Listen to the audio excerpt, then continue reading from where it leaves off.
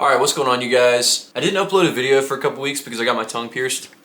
I wasn't really able to record footage up until recently, but we're going to do a quick video on how quickly some of my snakes could kill me. I don't know if I should start... Okay, for sure, I should definitely start with the least dangerous. Just because I say least dangerous does not mean that it's not dangerous. All these snakes are dangerous. We're going to start with one that probably couldn't kill me, right? We're going to talk about this little guy right here, guys. First on the list is a water moccasin, also known as a cottonmouth. So, with a snake like this, most of the time, you're not going to die, right? Now, you can be allergic to the venom. You can be allergic to anti-venom. There's many things that can go wrong, right? You can get complications from surgeries, like if you have to remove a finger or an appendage of some sort. There's so many things that could go wrong with a snake like this, right? Even if it's not necessarily considered like a life-threatening bite, there are complications later that can lead to this becoming a life-threatening bite, right?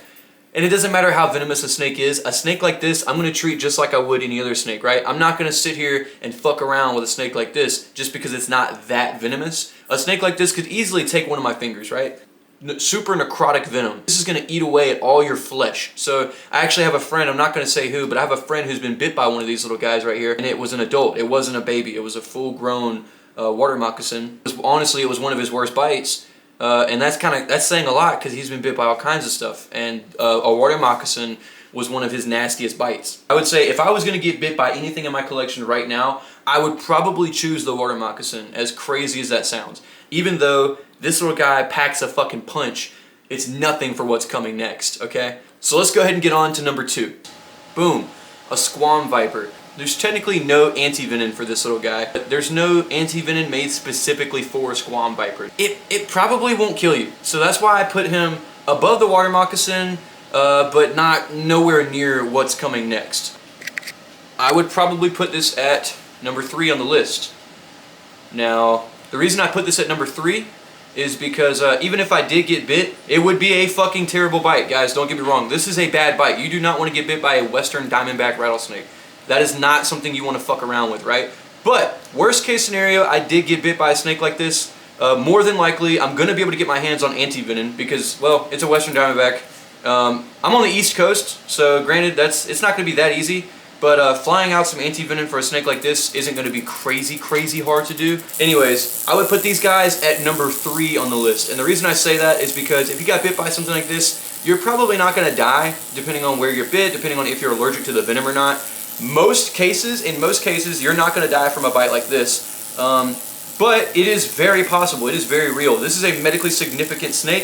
If you get bit by something like this, you are going to have a terrible day at the hospital. They're scary. They're fucking scary. But not as scary as what's to come next. Next, we have my Gaboom Viper. I would consider this a pretty fucking bad bite. So, a bite from a snake like this is not going to alter your day. It's not going to alter your week. A bite from a snake like this is going to alter the rest of your life, right? You're not going to be the same after a bite from a snake like this. I mean, guys, there are people that get bit by Gaboom Vipers like this, and they sell all their snakes. You know what I mean? They sell their entire collection after getting bit by snakes like this. So, a snake like this is not something that you want to get bit by. Another one that goes side by side with my Gaboom Viper would be my Rino Viper. So next, we're going to go ahead and we're going to pull out the most dangerous snake in my collection. So, this is the one that tops the chart. This is the one that, out of all the snakes that I have in my collection, this is one that I would not want to get bit by. And there's a couple of snakes that I didn't include in this video just because they're of similar species. I got other rattlesnakes, I have other bittis, but this next one I would say is this is the most dangerous snake in my collection. This is what you came here for. The monocled cobra is the scariest snake that I have in my collection to date. I don't keep mambas, I don't keep crates, I don't keep boom slings. If I had one of those, I would put those up at the top. A taipan, right? We're gonna go ahead and we're gonna reposition the camera for this one. It's a Cobra. It takes a little bit more work to handle these.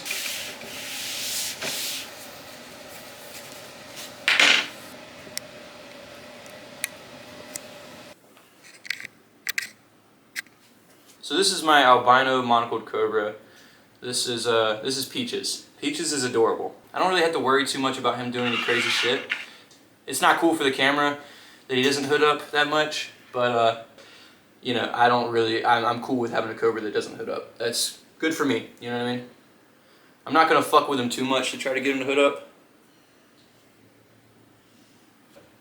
Outside of his enclosure, this is pretty much all he does, guys. He's super chill, like a little corn snake.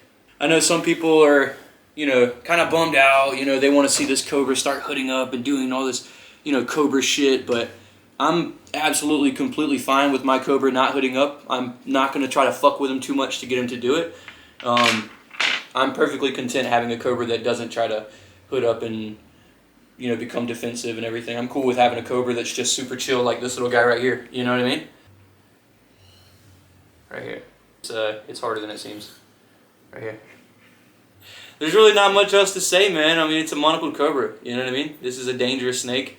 I wouldn't want to get bit, that's for sure. He's calm. He's content. He's not feeling defensive. You know, that's a good thing. These are all good things. So that's my most dangerous snake on the list. I think that pretty much sums up the video. The cottonmouth, the squam, those are probably not going to kill you. The western diamondbacks, you start getting into those snakes that can actually fuck you up a little bit. You know, we have modern medicine, we have anti-venom, you know, readily available, all that kind of stuff. Then you start getting into the more exotic stuff. Gaboom Viper, you got my Rino Viper. Those are the ones that start getting a little more medically significant. Those are going to fuck you up a little bit more. And lastly, my monocled Cobra. If you got bit by my monocled Cobra, you are cooked. You are absolutely cooked. Granted, it's not impossible to survive. There's still plenty of people that have been bit by monocled Cobras that survived, but there's also plenty of people that have been bit by monocled Cobras that died.